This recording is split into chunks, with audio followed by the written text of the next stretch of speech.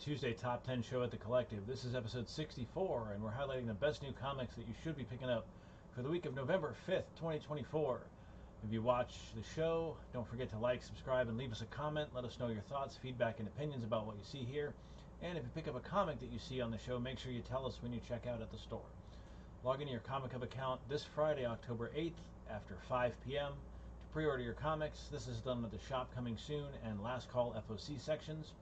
And all orders are due by midnight on Saturday, October 9th, to guarantee your copy of any open order cover or single issue. If you see an incentive cover that you like, a 1 in 10, 1 in 25, whatever it may be, send in your request via the hub. Remember, these are requests. The store will determine if that book will be available. You can also send the store a text at 321-295-7091 or call us at that number. Or call us at the main line is 407-637-2843. You can join the Discord server and follow the store on all social media platforms at Collective CCG. Come out and see us on Tuesday evening for Star Wars Game Night. Right now they're doing a pre-release. Next week we'll be back to normal Star Wars Unlimited Twin Suns multiplayer format with a group of shop regulars. Wednesdays is Dungeons and Dragons Night. That's join us in a one-shot campaign with one of several groups. And Thursday is Board Game Night. It's a big event for the store. Bring your own game or borrow one from our big collection and play with a very large group of store regulars. All three events start on their respective days at 6 p.m. No honorable mentions this week. Let's get right into the top 10. Also, no comic news because every time I try to do comic news, for some reason, the recording software locks up. I'll have to figure that out. I'll work on it. All right, number 10 is DuckTales number 1. This is from Dynamite Comics, and it's about how did Uncle Scrooge get all of his money. It was written by Brendan Montclair with art by Tommaso Ronda and letters by Fabio Emilia. We have a main cover by Ivan Bigaria, a Francesco Tomaselli. Nope, that is the Alan Qua. That is a unique Alan Qua cover. That's the Alan Qua variant. This one where they're walking over the world is Francesco Tomaselli. We have a Carlo Loro variant. Oh, hit the mic, that's good for it. And we have the blank sketch cover. That's DuckTales number 1 from Dynamite Comics. Number 9 is The Fade number 1. A once fearless high school student, Jeannie wasn't prepared for the aimless feelings of being a college freshman, but that's all about to change. So, kind of a coming-of-age story. Looks like there might be some magic or supernatural business involved. This is from Boom Studios, with a story by Abria Iyengar. I hope I pronounced that right. I didn't check it. And art by Maria Costa. We have a Maria Costa main cover and a Stephanie Hans variant cover. That is The Fade number 1 from Boom Studios. Number 8, keeping with the independents, is Dark Horse Comics Living Hell number 1. Jerome was one of a few lucky demons to escape from hell, and now he hides in plain sight trying to keep up appearances while living as a regular everyday human. For now, at least. This is written and drawn by Caitlin Yarsky with letters by Clayton Cowles. We have a single cover on this one by Caitlin Yarsky. That is Living Hell number 1. Number 7. We got Batgirl number 1. This is the return to the Batgirl title for Cassandra Cain.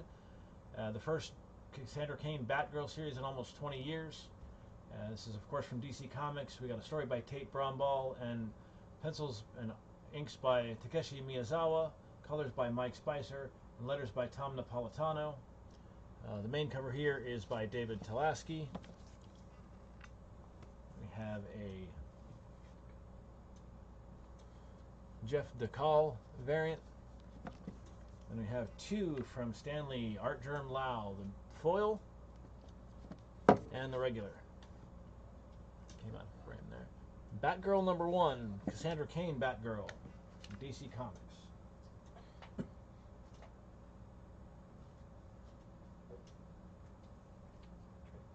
falling.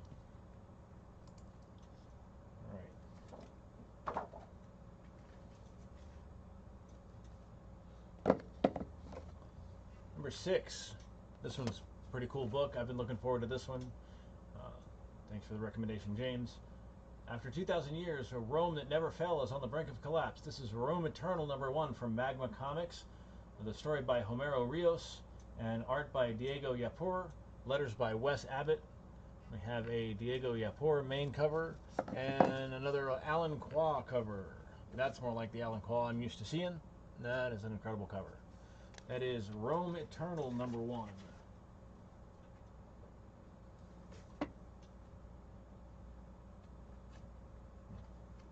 This one's going to be a fun one. I was looking forward to this book as well. Number 5 is Negasonic Teenage Warhead #1. The TVA has arrested Ellie for a crime that she has yet to commit. This is by Marvel Comics with a story by Andrew Wheeler and art by Carola Borelli and Eleonora Carlini.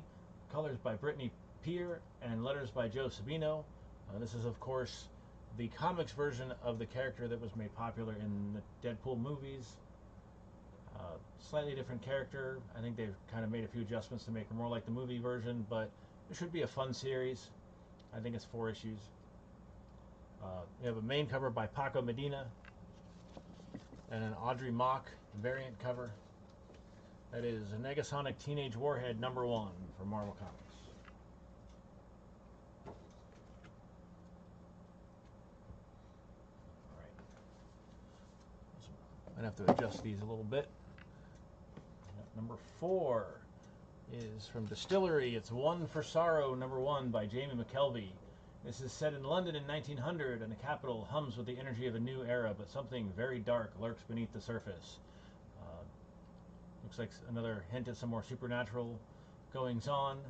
We have art on this by Courtney Vokey and Jamie McKelvey himself.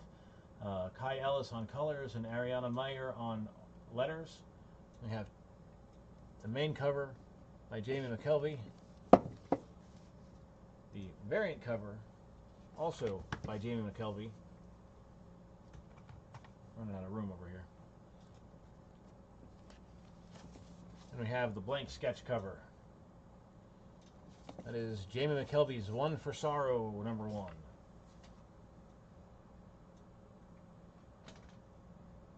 A lot of covers for this next one.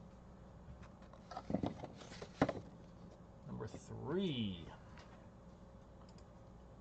Back into the DC part of the list. We have JSA #1. The new era of justice begins for your fan favorite characters. This is written by Jeff Lemire with pencils and inks by Diego Orlutug. I can't pronounce that. Orlutigi. I should have checked it. I'm sorry. I didn't think to. Thought I had it. Colors by Luis Guerrero. Main cover by Diego. I'm not going to try to butcher that name again. Blank sketch variant. We have a Travis Mercer foil cover.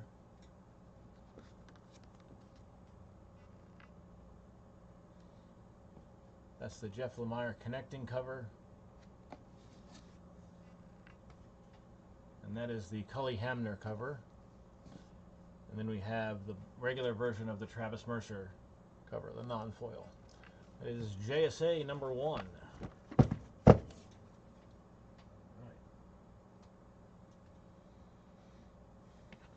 Another Marvel book coming up here at number 2.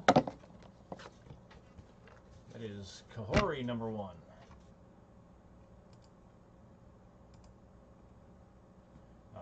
Kahori, Reshaper of Worlds. You're probably familiar with this character from the What If animated series. This is written by Ryan Little and Ori Honini, David and Kelly Lynn D'Angelo, with art by Jim Terry and David Cutler. We have a main cover by Afua Richardson and a Ryan Meanderding variant cover, and then the Maria Wolf variant cover. This keeps moving. Sorry about that. That's Kahori, Reshaper of Worlds #1. And with a little surprise, too many covers to put that in there. No, there it goes. Okay. I don't know why that keeps moving now. There we go. Absolute Superman #1. I think all 3 Absolute books now have hit the top of the list. This is a new take on Superman. No fortress, no family, no home. What's left for the Man of Steel? Jason Aaron's writing this one. Rafa Sandoval on art. The art in this book is absolutely incredible.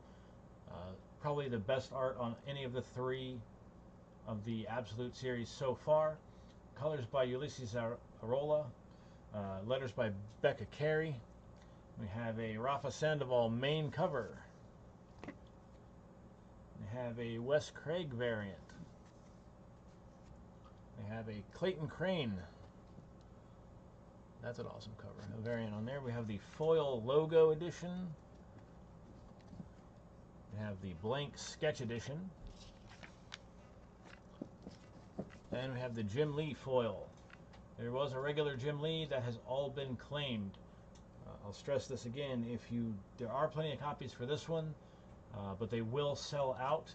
If any more Absolute series come up for order, FOC it. If you want a specific cover and don't want to have your order filled with whatever's left, these will sell out. FOC these books. All right, everyone, that's Absolute Superman #1. That's all I have for you this week. We'll be back next week with another topic.